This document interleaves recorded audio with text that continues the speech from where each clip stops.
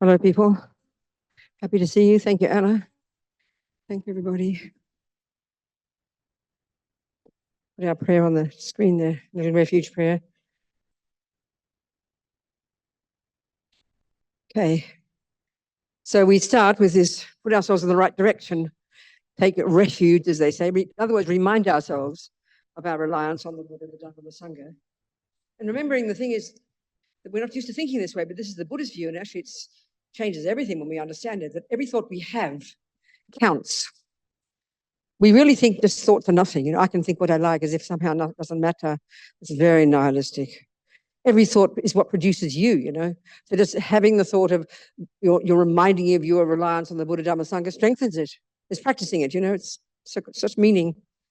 And then the second one is stating this purpose, being together, our motivation, and making it as altruistic as possible. Why not? So here we're going to listen. These teachings from Lama Yeshe, from the Panchen Lama, from the holy beings and over the centuries, from the Buddha, about how to become a Buddha, really.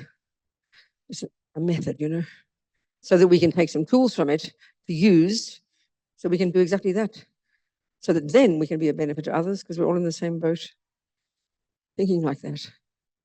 Sangye tadang soke tognam la jangcho badu dagni kyab suchi nagi tunyen gi personam ki dola penche sangye drupha shog sangye tadang soke tognam la jangcho badu dagni kyab suchi nagi tunyen gi personam ki dola penche sangye drupha shog sangye Charang soke tognam la, chang chu badu dagni kyab suchi.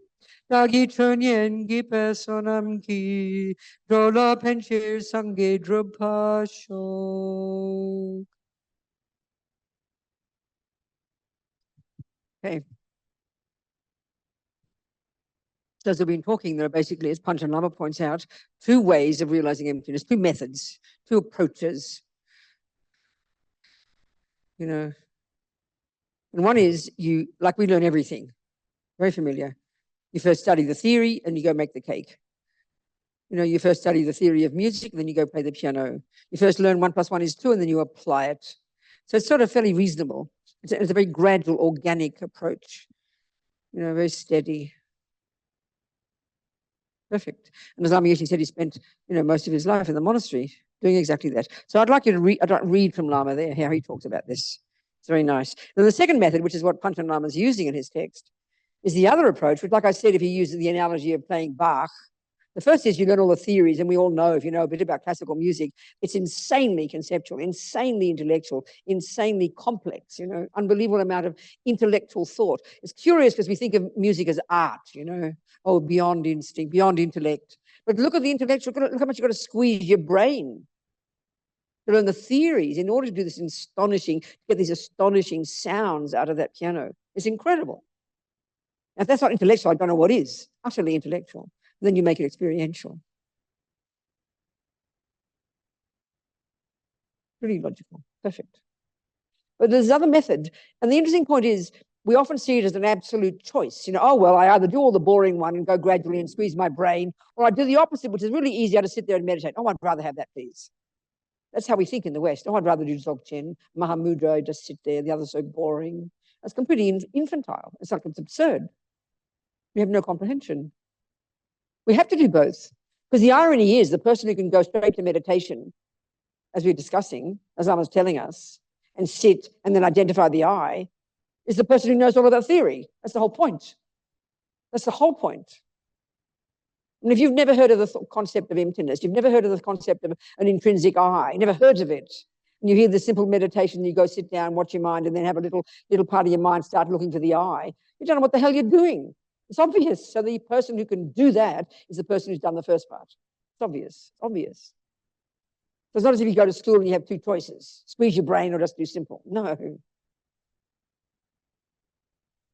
So having listened to the teachings, having squeezed your brain, This is a delicious practice to bring into your practice, daily practice. So, for example, if anybody here has done their highest yoga tantra practice and do your succession guru yoga every day, as you know very well, you do the generation stage part of it where you dissolve into emptiness. You bring the guru Vajradhara into you, and then you dissolve into emptiness.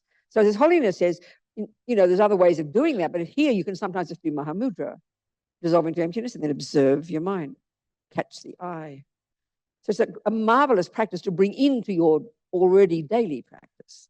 But of course, the greatest yogis who squeeze their brains for years, they're the ones qualified to go to the cave, and discover their true nature very quickly by using Mahamudra.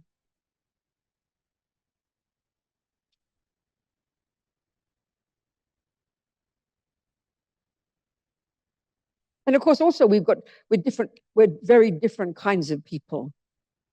Some people come into this life with a very strong connection with Dharma from the past life. So it's more natural to them. Just like those little boy I watched on YouTube playing Bach, an extreme example. 6, and there he is. I remember, I think I mentioned, I have a friend in Guatemala who's a composer, and I played it to him over the phone, and I didn't tell him what it was. And what he heard was a really fully grown adult musician playing the piano. The kid was 6. So, of course, in the Western view, there's no way we can comprehend. It's like a miracle. If you're a Christian, maybe God gave him a gift. Buddhism, you've done it before, babe. Hardly rocket science, And the same with like a child who wants to kill, just the same. You brought it with you. Your habits become evident from the second you're a baby. They're your habits, not mummies and daddies and not God's, and not coming from nowhere. So if you come into this life having been a practitioner, so Lama Zopa Rinpoche, for example, from since tiny, he had no interest in sleep. That's not natural, is it? And then when we discover he was the reincarnation of a yogi who spent day and night for 30 years in his cave meditating, now we understand. So he started off on the right foot from the time of nothing. Even as a baby, his sister said he acted differently. It's like a different. You talk about it. This eulogy. I must send it. I'll pop it in the. I'll do that later for you, and I'll put it in the chat. This PDF. We did a PDF of this eulogy they asked me to write, and it's very nice. It's about Rinpoche and his life, and there's pictures. It's very, very, very nice. But it talks about it in there. I'll pop it in the chat later, and then I can. Anyway, how can I get it to you people? What? So I'll get the PDF and put it in the chat. Then you guys have to go into the Zoom to get it then. So if you want to get it, it's a very, I wrote it. I'm not trying to say it's good because I wrote it, but it's just inspiring because it's about Rinpoche. It's incredible, actually. It's very moving. So the example I'm getting at, though, when he's a little boy, some of the time he could crawl. Every time Mummy turned her back out the door, doing the garden, picking up the potatoes or whatever, little Zopa's gone, And they find him crawling, was probably with a little bare bottom, crawling up this path that they all know goes to the cave of the previous Laudo Lama, as he was called, this previous Nyingma yogi, who eventually moved into this cave spent his last 20, 30 years there. It's where they used to store, I never know whether it's the radishes or the onions. Laudo, Lawudo, means radishes or onions. They'd store them there. So I think he pulled the radishes out and then he moved in. He said Guru Rinpoche gave him this cave. It's a little hole in the wall, really. So he's known as the Radish Lama, the Laudo Lama, So he passed away there, a great tantric yogi. And then clearly, chose his rebirth. They're able to do that. And then this little boy turns up. He wasn't called Zopa then. But as soon as Mummy turned her back, there he is up this path. They find him asleep. There's a sort of a resting spot halfway up the hill. They'd find him there asleep, drag him home. And from the time he could walk, they'd come home. He'd say, no, that is my home. They're showing evidence that he knew who he was, so this is all past karma. For me, I'm not clairvoyant. I can't tell you it's true. But as far as views are concerned, view of a creator, view of the materialist, or this view, I don't know. I find this the most viable. Suits my mind somehow. And that means you're the boss. You bring your own stuff with you. So if you come into this life like Lama Zopa, fully developed, well and truly developed, You can do Mahamudra as a 5-year-old, no problems, because you've done it before. So it's not as if it's an absolute alternative. Either you do Mahamudra or you squeeze your brain. You've got to do both. And then, of course, the extent to which you've squeezed your brain part and done all the preliminaries in your practices is the extent to which you will be successful. Get a taste of emptiness when you do Mahamudra.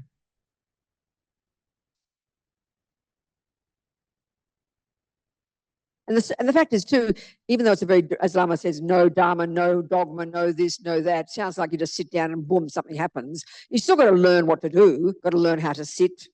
Panchen Lama gives very clear instructions of how to see your mind. He then gives very clear instructions of how to come to this subtle awareness. He quotes Nagarjuna. It's all there. So the more you've practiced squeezing your brain style, the more easy it is to get some taste from this. To incorporate it into your practice.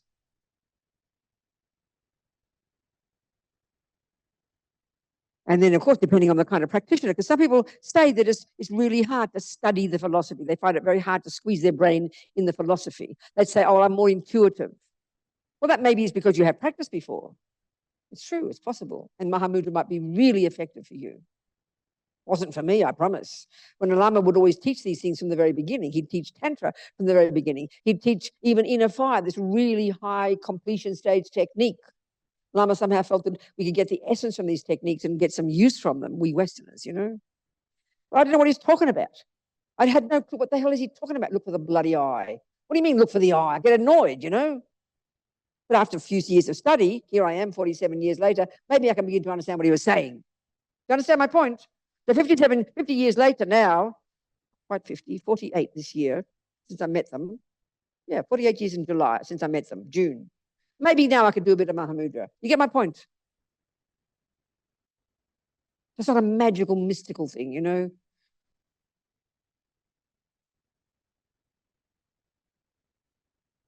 Part of our problem too is, I think, that when we think spiritual, we think of something necessarily mystical and necessarily, meditation, you want an experience. We want an experience. Oh, I had a spiritual experience. It's like infantile. I'm sorry. Remember this fellow I remember meeting somewhere who was a Zen practitioner. It's not against Zen. It's just anybody who meditates. And heard about people who have this enlightenment experience, So for 45 years meditating, and he was so distressed, he was in tears. He said, I've been waiting for 45 years and nothing comes. He was driving himself insane. Well, I haven't had one single experience, and I'm being sincere. Maybe one time. I mean, experience meaning when something goes nice, in your practice. For me, it's just this plod. It's plodding. I promise. One time I remember, like a long time ago, when I first became a Buddhist and I was having some drama with somebody. I'm good at having dramas with people. People politely say I'm direct. It's a polite word for rude, okay? So anyway, I remember having this awful time with somebody I was working with. I can't remember, and I was really distressed. I went to my room, I sat on my bed and I faced the wall. I was sitting on my bed and suddenly my mind became quiet. It was like amazing. I couldn't believe it. It was so delicious, just like out of the blue. That's an experience. I'm happy for it, but I'm not waiting for them, I promise. I don't know if you just practice away, plod away, pull out the weeds, grow the flowers. One day the garden will manifest. I'm prepared to be patient. You understand? Greedily wanting some experience is like pathetic, it's infantile. And that's not the point anyway. It is day to day, just day to day, doing the work, one day at a time. Having confidence in this natural process of cause and effect.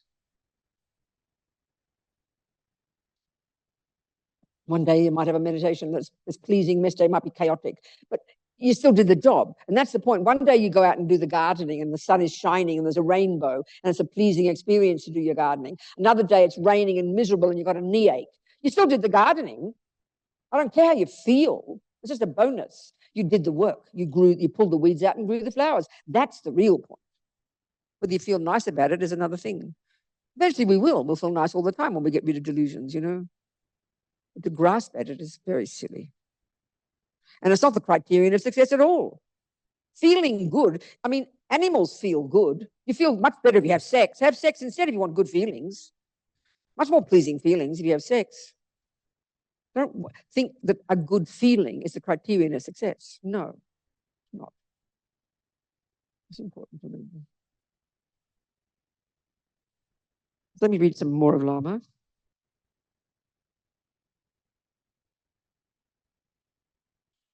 I forgot what chapter it is.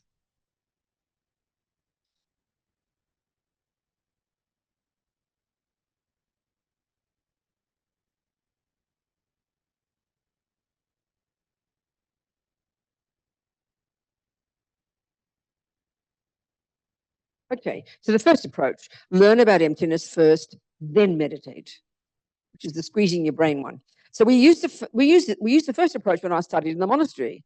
We read so much, memorizing, reciting, debating philosophical texts every day. Buddhist philosophy is so sophisticated, so intellectual, involving highly complex thinking. I thought that if I understood all the philosophy, the middle way, everything, I'd knock out the ego. I thought about that. Hang on. I thought about that a lot. I checked. And then I realized my conception was not true. I think it's a really good point. And I think this is where Lama could see with us Westerners, we're super educated, super intelligent, very clever minds, good brains, you know, as we say. And one of the biggest dangers, I think, in Buddhism is because the philosophy is so sophisticated and is so exciting and it's so energizing when you study and learn. Even we're talking, right? We're talking about emptiness. It's very delicious. It's very exciting to hear it once you start to understand it. So we can easily get captivated by the intellectual aspect. And this is where the commonest ones Lama would always say. For example, he said, I don't care if my students learn Tibetan. What I notice is as soon as you start studying Tibetan, you become philosophical, you become arrogant, and then you all fight with each other. Who's right, you know? I want people to practice.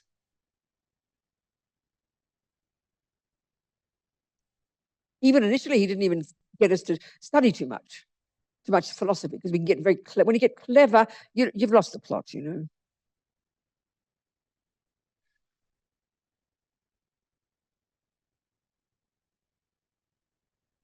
I was shocked. I realized that even if I knew all the Buddhist texts and understood them intellectually, it would never touch my heart unless I meditated. So when we learn the words alone, there is no satisfaction. The problem of ego is not solved. And now I look at many of my students, they read so many books, all the philosophy, the psychology, so much information, all this reading. Of course, with this approach, we must also meditate. I mean, that's what they do. You go to study all day, you go home and you meditate on it. So that's the point. You go practice it. They would, you know. So, of course, with this approach, we must also meditate. Lama Tsongkhapa talks about the union of the three wisdoms that arise from hearing, analyzing, and meditating. In Tibetan, we say trojung, sangjung, gomjung. So this is why we have to understand the word meditate, you know, not the way we think. So first hearing, you've got to listen to the teaching, it's obvious. Then you do this, they often call it contemplating. You think it through. And we're all doing that. Even as I'm talking, I'm thinking it through. So are you. You're thinking it through. This is all part of the process. So the meditating would mean you go home, you sit after your class, you sit down, you get, and this is in the tradition, in the first approach, you sit down, you get some focus from your practice, the degree to which you've accomplished it. And if you've accomplished the 9th stage of single point of concentration, then great. If not even the first, then whatever it is, you steady your mind, you get some focus. Then you stop the focus, you stop watching your breath, for example, and you take the focus level to which you have it, and you then go to the second mode, and now you become familiarize yourself with the concepts. It's another level of thinking it through. It's a more subtle level, that's all. It's all it is more subtle. That's all the difference is. It's a question of degree of subtlety of mind. So here we are, we're wide awake and wound up and listening, and we're trying to hear it, and we're thinking it through. That's all. It's all part of it. All meditation in this particular approach, and it's called analytical meditation. Now, we're thrown by that because we have some deep feeling that meditation is non-conceptual. Remember, I said the Tibetan word gom, the verb to familiarize.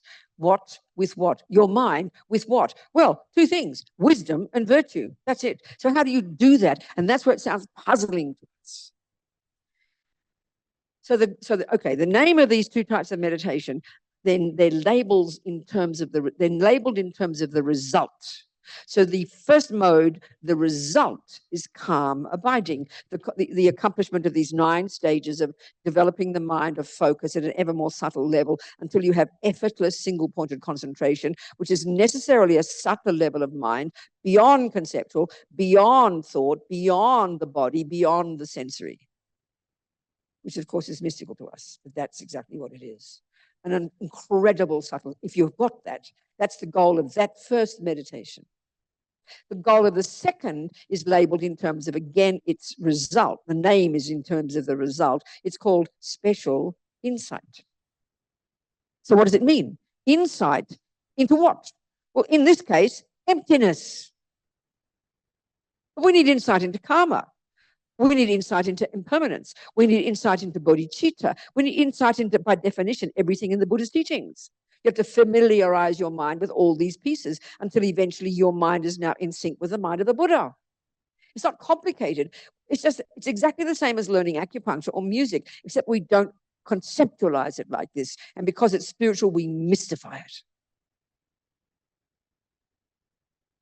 So analytical meditation analytical is a fancy word for the English, because it's Greek or Latin or something. We make all our words fancy by making them Greek.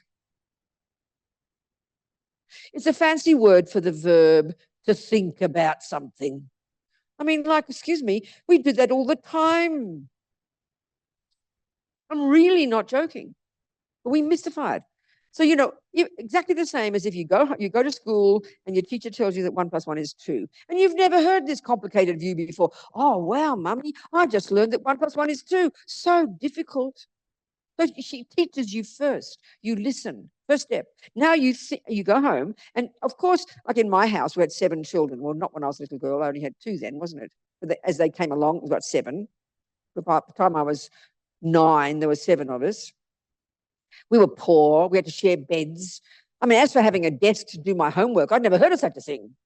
My poor mother couldn't keep control, I never had a desk. So when I came home from school, we didn't study. So, of course, I was a disaster. I didn't have a place to study. So, obviously, you need a little desk.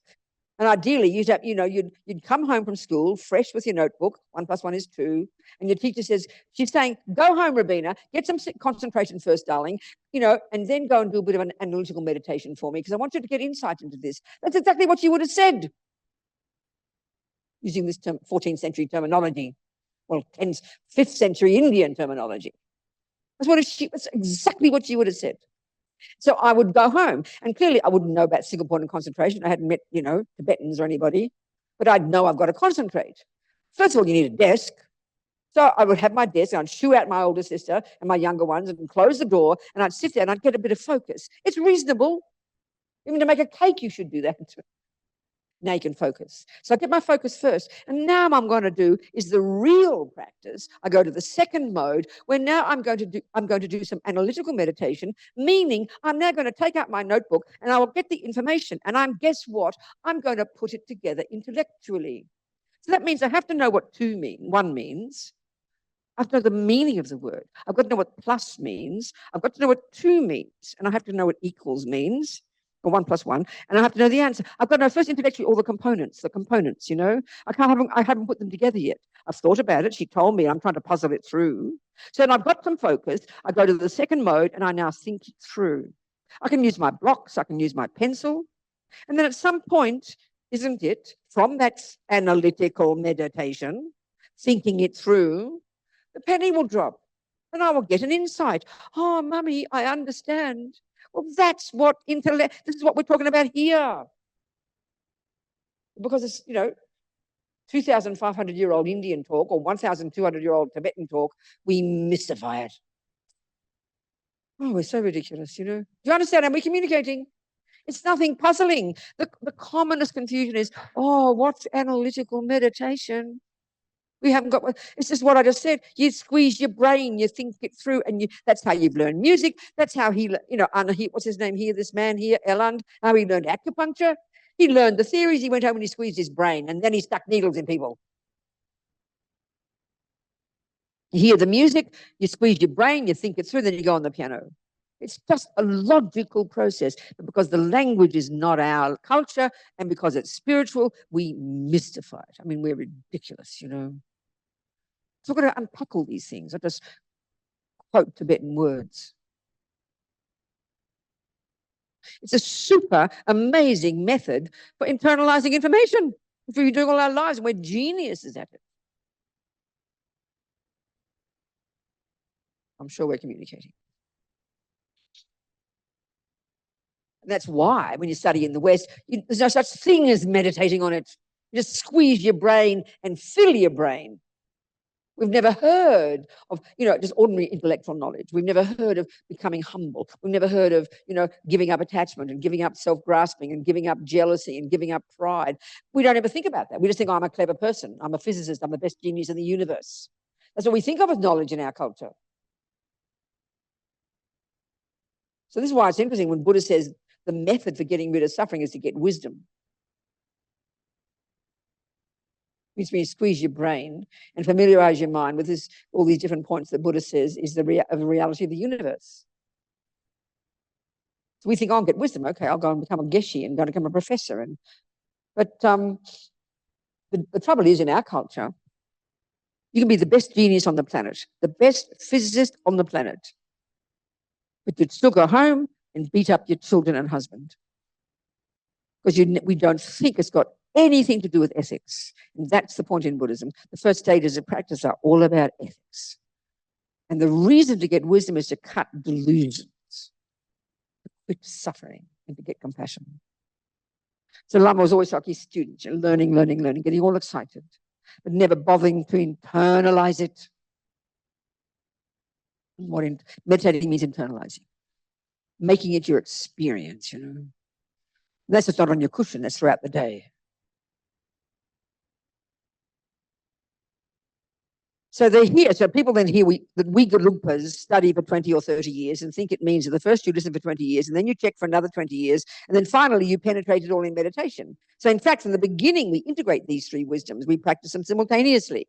And at each stage of our development is a question of proportion, So nevertheless, there's a danger that your knowledge will remain merely intellectual.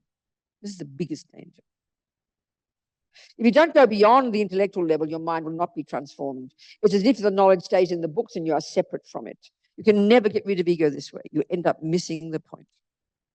So now the second approach, meditate first, then discover emptiness. And why this is such a brilliant technique, Lama said, I mentioned yesterday, because it's something about the Buddhist view of what the mind is, this non-physical capacity for cognition. See, when you start to taste the clarity of your mind beyond the beyond the conceptuality, he says it's not the same. The experience you can get is not the same as Mahamudra, but it leads to it. And it's a powerful, because of the mind, the nature of the way the mind is not being physical. And because we can start to taste the clarity of it, it's a powerful method to go beyond conceptuality, which is exactly what we're trying to do, going beyond conceptuality, beyond thoughts, and get a direct experience of the absence of the intrinsic I.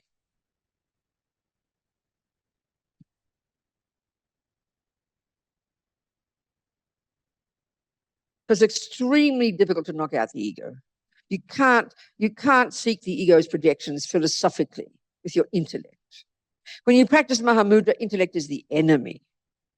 You have to go beyond the intellect. You have to meditate. Then real transformation can come. So we have to understand, Buddha Maitreya said, that the relative Dharma, everything in the books, is like a bridge. A bridge is helpful for crossing a river. But once you cross the river, it's goodbye bridge, isn't it? You have to touch the heart. Once you've experienced the fundamental nature of your own self, your own consciousness, also, it's goodbye to all the philosophical concepts. The philosophy is the equipment we use to reach beyond the bondage but it still is bondage, isn't it? I'm not trying to be revolutionary. Of course, the philosophy is good. It is unbelievably profound. We should respect it. But we are seekers and we can make mistakes. We can interpret the teachings wrongly. And that's the biggest mistake in the world, especially in the West. We're such clever people. There are 4 billion books on Buddhism. You hear one damn teaching, you go off and you decide you need to write a book because no one else has written it like you have. The number of Buddhist students I know who have got off and written books, with respect, it's helpful. But I know in the tradition in Tibet, I'm not saying they're all saints. In the monasteries, you study there 20, 30 years, you do all the philosophical study, but you would never open your mouth to say one word about Buddhism unless someone asks you. No, and if no one asks you, you keep quiet and you study. The only time you teach is if you're asked to teach. Then what happens in the monasteries, you're there for a few years and a new kid comes along and you go to the debate yard at night and you watch them all debating. And you like that particular monk. I'm talking about the boys' monasteries, the girls are the same now. And you like that particular monk. It's a very democratic way you get a teacher. They didn't in the older monasteries. They didn't have a kind of name. There were boss lamas, boss geshis, but just because they became that way, they weren't appointed by the administration. It's very interesting. So you'd like that particular monk. You saw him debating and you liked his style. You go to his room and prostrate 3 times and make an offering and say, please teach me. So you join his class. So he'd start teaching only because he's asked. It's very organic, If you're never asked, you don't teach. You don't open your mouth. You'd never dare.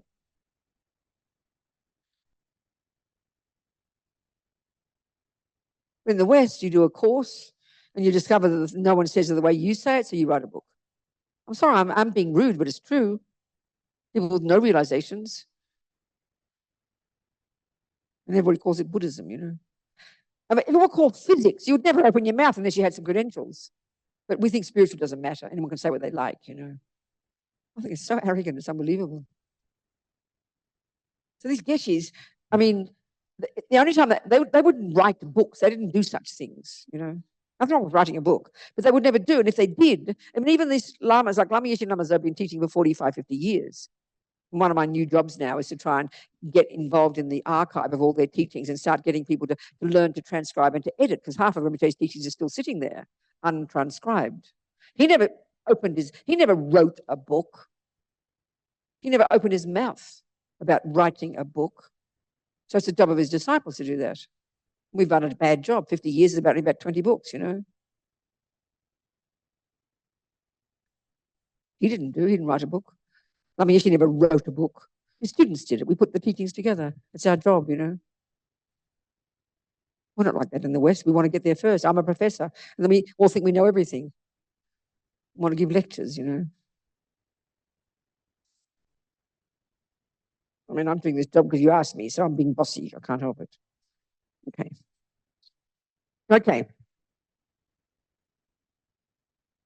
We can interpret the teachings wrongly. I mean, we know that when it comes to something like physics or something, or even acupuncture. Some old Joe couldn't just write a book about acupuncture, could they? They've got to show some credentials, don't they? Yeah, but we don't think that when it comes to spiritual.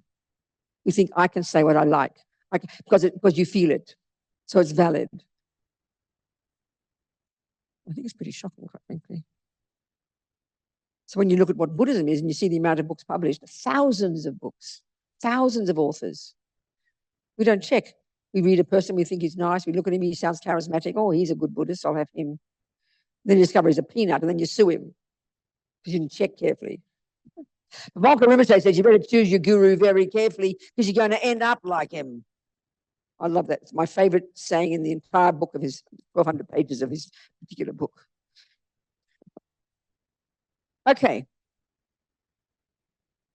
So when the great Yogi Milarepa and Lama Tsongkhapa went into retreat in the mountains, they didn't bring their books with them. They're all in their head, that's why. Geshe Lama Kontrog is one amazing yogi lama who's one of our lamas. He passed away 20 years ago, 24 years ago. He was in Lama Yeshe's monastery, same place in Tibet. And from tiny age was clearly a pretty unusual person, a little yogi. He just very independent, went off and did exactly what he wanted, learned all the texts, learned all the things, memorized everything, he learned Tibetan medicine, he learned all the rituals, he learned all the tunes, he learned all the prayers, he had this, and it was all in his mind, and he took all of this information and he escaped over the mountains, and his lamas told him to go to meditate.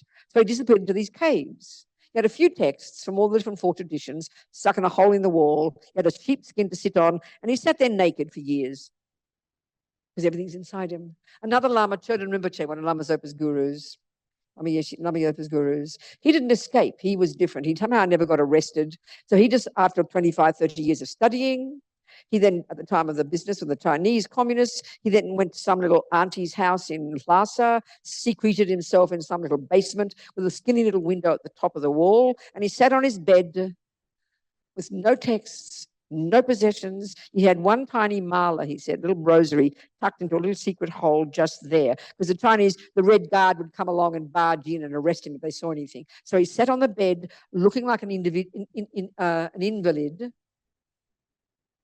for 19 years. Even they put a potty under him to pee. 19 years sitting there. But he had everything in his mind. That's pretty astonishing, We can't even remember phone numbers now in our culture, isn't it? So the information was in his mind. So it's the same with Milarepa. So Milarepa is an example of the second mode. He must have done a lot of work before. So when the great Milarepa yogi and some Tsongkhapa went to retreat, they didn't bring their books. They went beyond scripture, beyond ink, beyond Parker pens. You can see when Lama taught Parker pens, 1982, he gave this teaching. And even as a boy, Lama Tsongkhapa meditated and communicated directly with Manjushri, the Buddha of wisdom. So it's definitely possible first to meditate and then discover emptiness. Mahamudra's super incredible method. There's the experience of the lineage lamas, all the great yogis and yoginis. They all realize Mahamudra in meditation.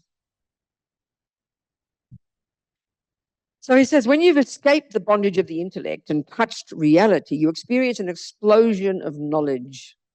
In this state, you have infinitely more space in your mind and can learn many things effortlessly. You'll be amazed. Wow, I didn't know I had that much knowledge. What happened? So normally you are bound up tightly in your superstitions, in your delusions, in your conceptual thoughts. If these are released, this is why the mind is so powerful. Tsongkhapa says it's such a powerful object of concentration. You can touch an unbelievable dimension of reality. So without expecting it, you suddenly, without effort, realize things. This is possible. I tell you, it's not some Tibetan religious fantasy. Milarepa is a good example. He didn't study any philosophy. But I've got to keep reminding us, we get superstitious about this.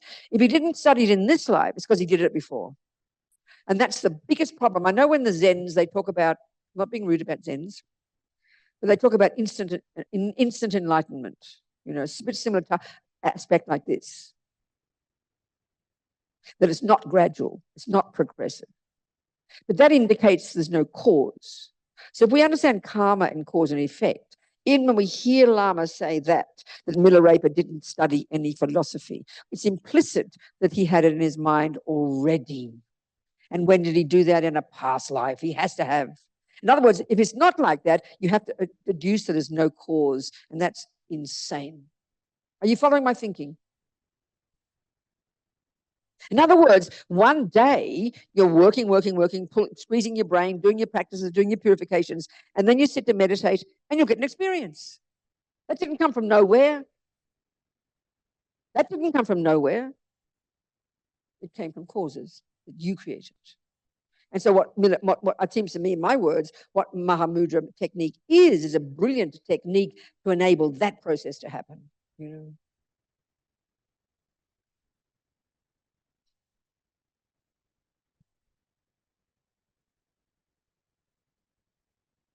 He didn't study any philosophy, but because of his Mahamudra meditation, because Mahamudra, Dzogchen is the name they give to a technique that's similar to this in the Nyingma tradition. Sakyapas have a certain tradition, certain style, and the Kargyupas, and this one came from Milarepa, the one in our tradition, the Gelugpas, came from the Kargyupas, from Milarepa and those people. But because of his Mahamudra meditation, he'd gained total understanding of all dimensions of reality. The intellectuals who'd studied for years and years would come to debate with him, and he'd always knew the answers. He blew their minds. They'd ask him, do you know Vinaya? This subject, which covers all the vows for monks and nuns, has so much detail, is so sophisticated, so complicated. And in the monastery, we study and debate it for at least 4 years. No, said Milarepa, I don't know anything about Vinaya, non-Vinaya. If my mind is subdued, if I conquer my ego and touch universal reality, that's my Vinaya. The Tibetan word for Vinaya is dulwa, and it means to subdue the mind. His answer is super. When I was a boy, I really liked Milarepa. Reading about his life was so helpful. It gave me unbelievable inspiration. You too should read his life story. It will give you tremendous energy.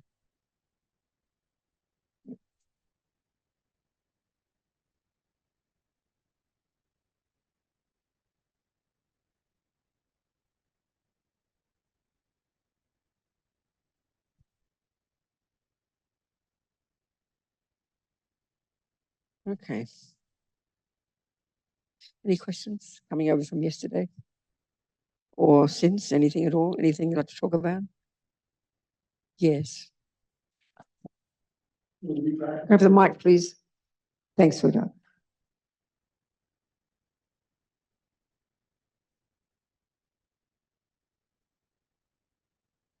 A quick one. Will we be practicing meditation today? I thought we would. Asana. Yeah, I thought I would lead you through by reading Lama's words in meditation. We'll do a little the way he talks about coming soon. Now we might do it soon. The chapter on let's now meditate on Mahamudra. So of course he has to say words. So I'll just repeat those words, and we'll sit there and wonderful try and get experience. Anna, did you have some questions on Zoom? Okay, good. Please tell me. Patty? Yes, Scarlett. And yes, Patty is there too. Patty, you speak first, darling. Hello, Patty. Talk to me. Hi, Venerable Robina. Thank you so much for your teachings. I'm so glad to have you, and I hope you are well.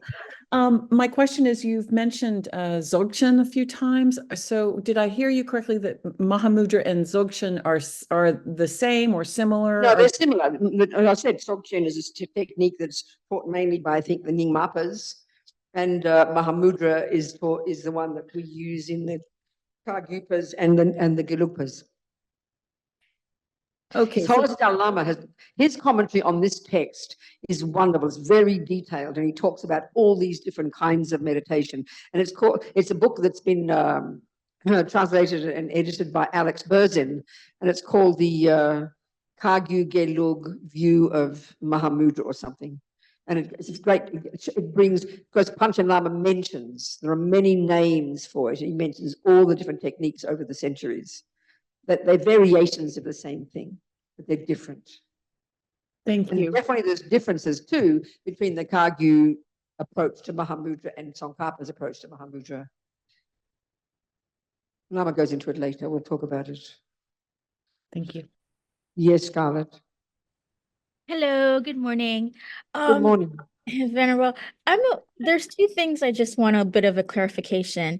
I usually hear the word how things really are. Like right now, can you give us an example of what that means? Like how are things really are right now? I understand, darling. It's a perfect question, Scarlett. Okay.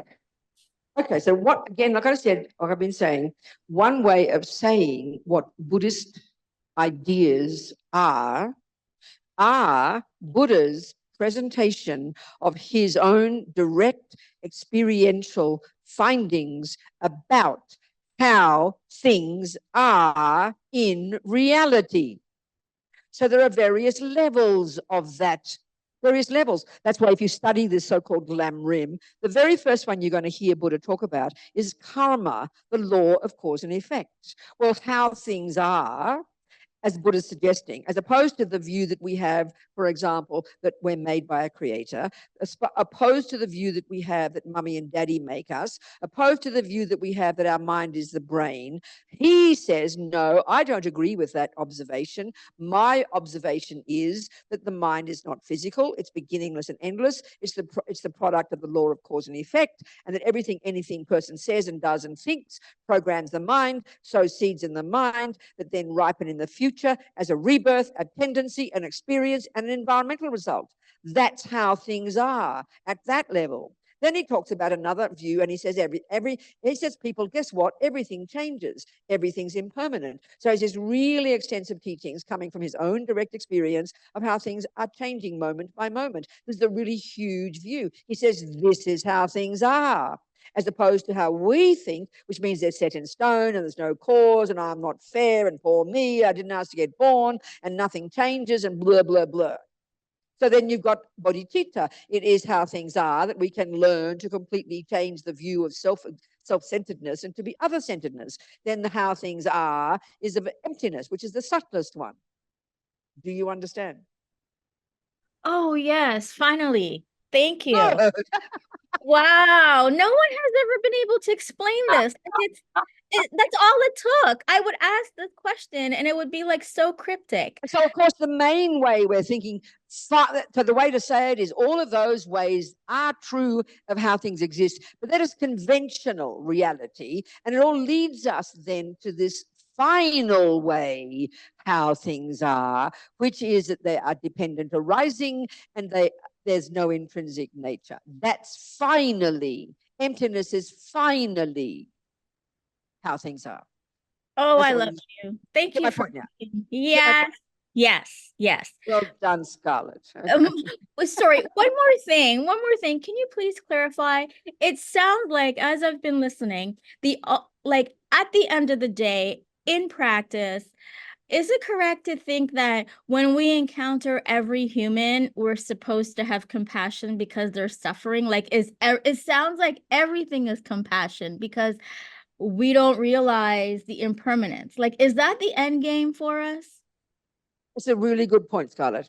Okay, so there's a nice analogy that a bird needs two wings, wisdom and compassion. So the first stages of practice in this presentation called the Lam Rim are all the wisdom wing pieces that lead up to all the conventional wisdom, seeing reality as cause and effect, seeing that reality is impermanence, then going to the next level and understanding how your mind works and the way it works and what delusions are and what virtues are. And you learn to subdue your body, speech, and mind and become this marvelous, content person. So that's the first stages of practice. And if you were to complete the wisdom wing without going to the compassion wing, you would then realize emptiness, you'd achieve your own nirvana, and you'd be out of here, baby, and you wouldn't come back. That's one path. Then this other one is the wisdom wing first, and then you go to the compassion wing, and you realize everybody else is in the same boat. So you continue meditating on renunciation, and then you start to get compassion, and then you start to realize emptiness. And so you're doing the two wings together. So when you've got wisdom, you no longer have ego and self-centeredness and all the rubbish. You are completely blissful and radiant. You have wisdom. You see things as they are, but you also have this phenomenal levels of incredible empathy with others, and you exist only for others. So that's when you've completed the two wings. So in a sense, yes, compassion is finally the point. Because when you've achieved Buddhahood, you don't need a body anymore. You've done the job. But because of your compassion, you're going to manifest in different bodies so you can help others. But remember, as Dalai Lama says, compassion is not enough. You've got to have wisdom. So you've got to have the wisdom to know how to help others, and then you are able to help others. So yes, compassion finally is the point, but not without wisdom. Are you with me, Scarlett? Yes, totally. Good, sweetheart. Thank you. Thank you. Thank you. Who else? Patty. Do you have any? Patty. Oh, Patty already asked. I forgot. Did you ask a question, Patty? Oh, Did Patty ask a question? Yes, I did She ask. says I'm really getting old. I forgot. I'm getting a bit scared. Have I got Alzheimer's or something? What? No, I know, but I forgot is what I'm saying. I'm shocked. Am I getting Alzheimer's? No, I'm serious. I totally forgot she'd asked a question. That's not good, is it? Whew. I put wrong, sometimes like when they say about old ladies, you put the thing in the fridge, you put your sort of cup in the fridge and the milk in the cupboard, you know. I do that now. I'm really shocked. I've got to be careful. Anyway, Any more questions? from our Zoom community? Want to get you guys in? No? Okay. No, okay, we'll go to our center here. Okay, good. Go, sweetheart. Venerable, thank you so much for the Okay, teaching. good, darling. And I hope that my mind is as sharp as yours. I'm not worried about you having Alzheimer's. And here's an example of my mind not being so sharp. Can you clarify for me, on Friday, I heard you say, and I probably misunderstood, I think I heard you say that we've achieved a full experience of emptiness in previous lifetimes we've just forgotten. You said we've achieved something in our previous lifetimes and we've just forgotten. I don't understand at all. Yeah, neither Say do it in I. a different way. What do you think I said? I realize that as we go from life to life, what we're bringing with us is habits. And that's what I'm trying to do, is develop my habits and my practices. That's right. And you said something on Friday, which is we've developed this X in previous lives, and we've just forgotten it. We haven't brought it in. Oh, okay. No, I understand. Yes. Good. Thank you. Thank you. I remember now. Okay. Single point of concentration, this brilliant technique the Hindus invented. And it takes you to the most subtle levels of incredible bliss and subtlety that's inconceivable if we compare it with our view of the mind now. And for them, basically using simple words, I'm trying to insult their views. As a result of single point of concentration, you get to the very subtlest level, what they even call the formless realm. The mind can become so subtle, you don't even have the gross, you have no even other physical aggregates. Your mind is so subtle. And as far as they're concerned, that's liberation. So that's the result of single point of concentration. And naturally, because you're at a very subtle level, there'll be some sense of spaciousness and some sense of interdependence, but they haven't realized emptiness. So that's where Buddha diverged. So and the Buddha would say we've had single pointed concentration in countless lives. We haven't used it to realize emptiness. So then we lose the plot and we go back falling down to the lower realms again. That's what I meant. So once you realize emptiness, you can't go back. You've cut the root. And that's the point, the main point at which Buddha diverged from the Hindus.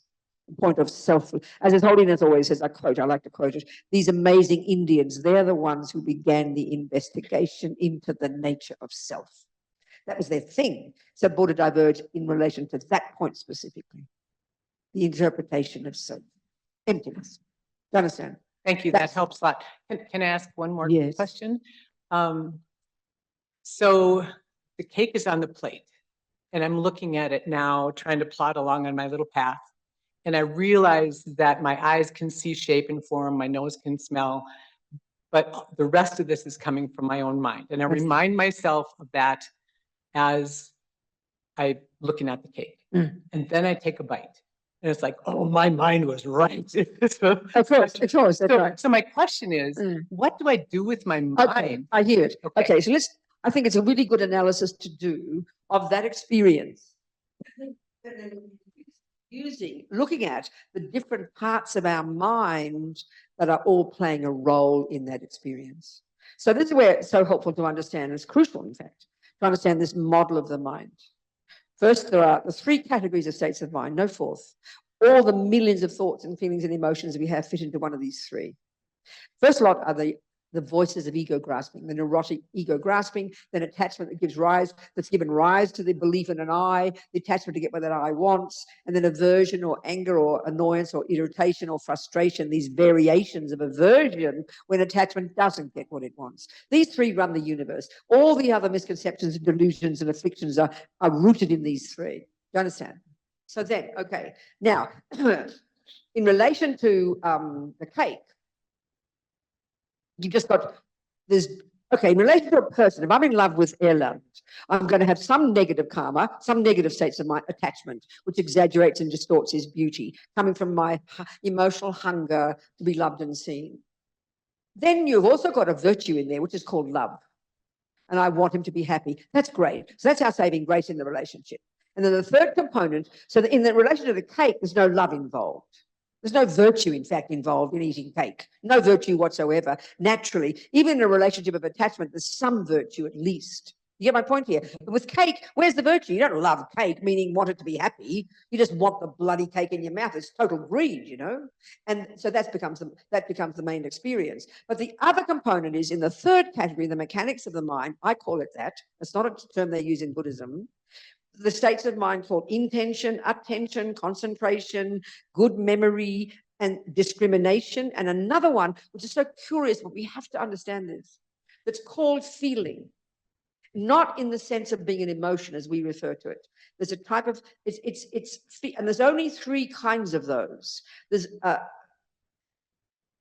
pleasant feelings, unpleasant feelings, and neutral feelings. Well, forget the neutral, okay? Really forget the neutral. Don't worry about those. So there's pleasant and unpleasant, and they are words for happiness and suffering, basically. So then, okay, then you can experience those feelings through the sensory consciousness, tongue consciousness. There's a pleasant feeling, and through the mental consciousness, which we almost don't have very much. So this is Lama said in single point of concentration, as you learn to lessen the conceptual states and learn to gradually lessen the power of the senses, but not go beyond them totally. First, the joy you experience, the pleasure, pleasant feelings, is experienced at the sensory level.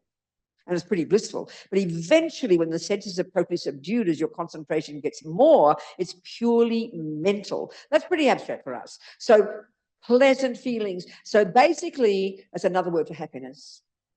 And it's necessarily coming from your mind. So our view, of course, is the cake is the direct cause, the main cause of that pleasure. That's why we grasp, that's why we have attachment. So we totally believe the cake is the cause of my pleasure. No, this is an extra point now, but it's good to remember it. In fact, any moment of pleasant feeling that we ever have, each of them, this is an incidental point before I get to the experience of the cake. This is a very interesting point.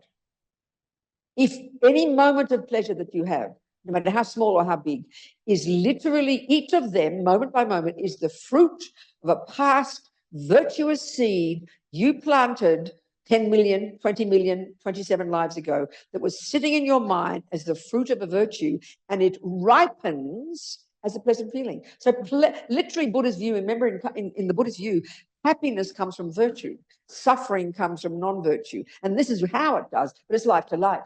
So if you have any ability to have even a moment of pleasure, it's because of past virtues.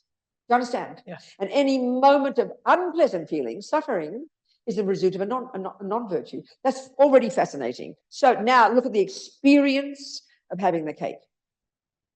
Forget the person, where at least there's some virtue there. Here, you've got two things happening. Well, there's more than two, but let's just say two. One is attachment, which drives the whole experience. There you are feeling dissatisfied. Oh, what's missing? And then, oh, cake, you get all excited, and then grasping kicks in, the seventh link, sixth, seventh, eighth links, craving and grasping. Craving arises first, attachment, the thought of cake, attachment to it, and then suddenly grasping causes you to get up and get the cake, to get the object, all the time never forgetting what you're doing. You don't ever forget you're going to get the cake. Oh, what was I doing? No, you never forget that when it comes to attachment. I promise. You understand? And you get the cake, it's on the plate, and there you are. Eye consciousness sees that. Nose smells, blah. But all the time attachment's going berserk inside, and now it's function.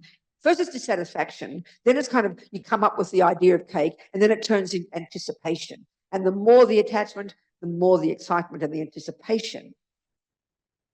And everything is leading, we all know, to get that cake in this hole here. We never forget which hole it goes. Like the baby elephant doesn't go and suck its mummy's toes because it's programmed to know where to get the milk. You understand? I mean, there's one, never mind that one. I always tell dirty stories. I was going to tell I'll go and tell a dirty story about a particular kind of monkeys.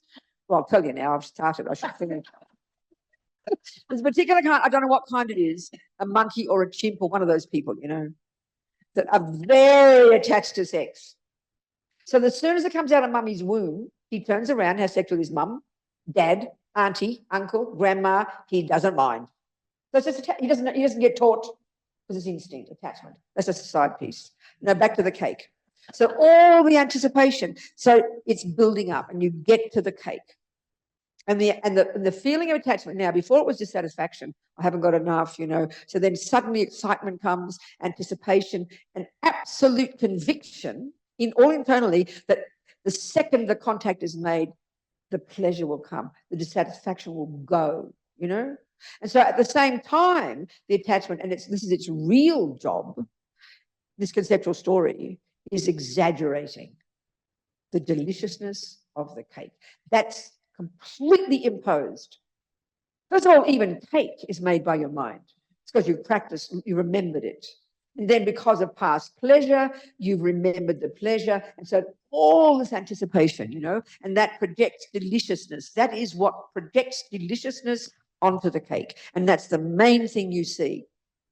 So attachment is all excited and the hand goes and it puts it in the mouth. And the first second, definitely now pleasant feelings arise. Fact. Buddha doesn't argue with that. Fact. Pleasure does arise. But why do we, you've got to ask, why do we put it in the mouth again? Why do we go for a second mouthful, second piece? Because this is a tragedy. Attachment's all this building up, all this fantasy, all this excitement, and attachment's right there next to like another part of your mind. And the second the cake goes in, the second the pleasant feeling arises, attachment says, sorry, not enough. It can't be satisfied. So disappointment arises because you're still hungry, you're still greedy. So you have to have another mouthful, convinced that the pleasure will come next time. But we all know if we look back at our experiences, the first mouthful is always the best pleasure. So it's downhill from there. So whatever your question was, I forget. But this is what happens, you know. Now, so what do we do? Your question is, what do we do with all this? Okay, we bring some virtue into it. So that's why you first have a motivation of why am I eating this cake? Attachment's the natural motivation. You don't need to conjure that. It comes. It's there, driving everything.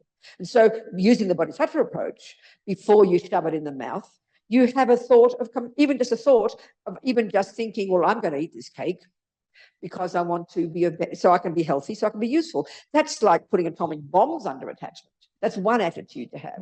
And that's the bodhisattva approach. You can have your cake and eat it too then, because you've just created virtue by having a positive thought. You've still got attachment. You understand? So the other one, the more powerful one, the emptiness, not more powerful, the emptiness approach is, as Lama Zopa says, one of the most powerful practices. He says, bad enough that the things out there, that the cake appears back to us, and I'm adding these words, through the lenses of attachment, which causes it to appear wrongly. It's a lie, which you've made up and which we believe in. Bad enough it appears to us as divine and the cause of my happiness. Bad enough that it appears wrong, but the killer is, and this is my word, the killer is we believe it. Like you just said. So then so as Lama Zopa says, the most powerful practice is don't believe in your karmic appearances, which is the entire universe. The whole universe appears to us according to the karma we've got and according to what's in our mind. And they're programmed. So at least bad enough. Papanka Rinpoche says, even we don't even know the meaning of emptiness. But just to say, just think, maybe the cake doesn't exist in the way it appears to me. That puts atomic bombs under it. So you apply emptiness and then you have the compassion thought. And then your cake becomes the action. Your eating the cake becomes an action of virtue. It's the way you redeem, you know. You understand? Totally. That's what you do with it, darling. That was amazing. Thank you. Yeah. Every second we do this, we're transforming our lives. Do you understand? Yes. Thank you. And that's why in a relationship, you know, the attachment's there. It's mighty. In the beginning, it's all attachment, just so excitement. The person's so divine. It triggers incredible pleasure. So, of course, the mind thinks it's so divine. But at least if we can practice love and patience and generosity and compassion, then the relationship is worthwhile, you know. But it's very interesting, this story, one of the stories about Rinpoche, it's in the eulogy I wrote. Often I hear this one. That one time, because he's famous, Rinpoche's famous for doing very, very long offering prayers before you eat your dinner, you know. I mean, he's famous when typically in the Tibetan monasteries, you have your class, and then at some point during puja as well, the young monks come around with big pots of tea and they serve you tea. You would never drink it until the boss stops, the umze, the chant leader stops and leads the prayer. You understand? So people now have thermos cups because you know you're going to, with Lama Zopa, you would never have a hot cup of tea. It might be 2 hours later. So you just give up all expectations of having a hot cup of tea. So having a thermos does help, you know. But you would never lift it to your lips until the Lama started. Never, never. You just wouldn't do it. So it's so distressing, you know. So he's famous. I mean, here, Arjuna told me, when Rinpoche first came here, And Arjun, I think, had been appointed as the director. So he invited him to have lunch with his mum and dad, you know. And I think something Arjuna said, Rinpoche started, you know, Sylvia had done this beautiful meal. And Arjuna and Rinpoche started blessing, doing the prayers and the visualizations of all the realms of existence. And I think it went on for about 4 hours. You know, they said they enjoyed it, you know, but at least 4 hours. And that's very typical, you know, Rinpoche. So one time on a plane, a very short journey, Rinpoche was given his tray of food and he starts doing his blessings. And then they come to take the tray away 20 minutes later, and he hasn't started eating yet. He's doing all his offerings to all the Buddhas and everything. And then Roger said to him, "Oh, Rinpoche, do you want to eat your lunch?" You know, Rinpoche said, "No, it's okay. The main purpose has been achieved." You understand? I mean, I'm happy to bless my food, but I'm going to eat it. I'm sorry, you know. Do you understand? So that's the way you redeem actions of attachment, you know, in your relationship and with your cake. And that's emptiness and compassion. That's transforming that's how literally you can transform every daily experience. And if we don't do it, we're plain stupid. Do you understand? But I want to say more about feeling, because this is quite distressing, actually, quite shocking. And this is why we're locked into samsara. So, you know, for example, a person, sorry, my allergies, this I come to say.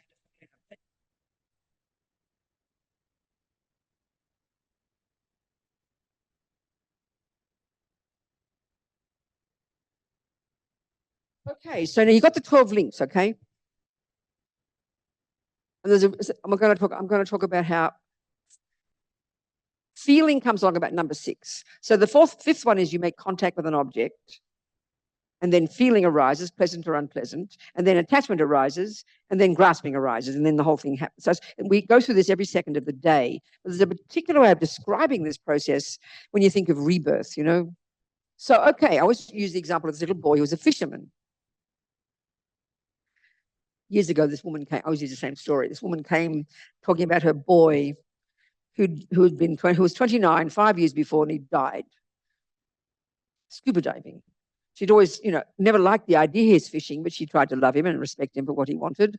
And then he dies scuba diving. So she always thought, well, he died doing what he loved, you know. So there he was, since a little boy, he was a fisherman. So what happened is this is how it works, okay? So he never thought of fishing until he met fishing. So he made contact, number 5 link. You make contact with the object. And then what that does is it triggers, if you like, it triggers a memory, the memory of having done it before. We don't think of it as a memory.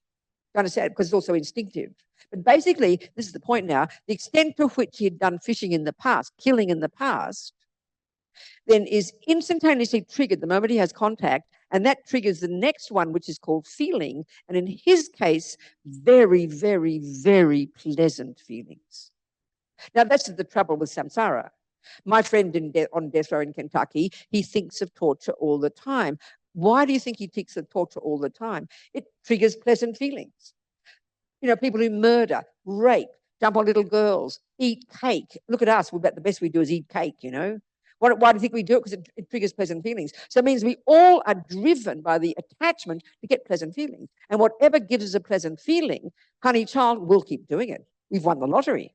So the degree of the pleasant feeling that is triggered upon contact with an object is the degree of the past action of having done it. So one man, I always quote, he's an Australian journalist, he's dead now. He was the arts writer for like 40 years for Time magazine back in the 80s, I think, or before that. He talked about when he first went trout fishing, it was a cosmic experience. So what I'm saying is he described blissful experiences, very, very, very pleasant feelings. And so this is the logic of it. The extent of the habit of doing something, which is the karmic imprints in the mind, you make contact, it awakens that like a memory, and then the next millisecond, in his case, the ordinary fisherman, pleasure arose.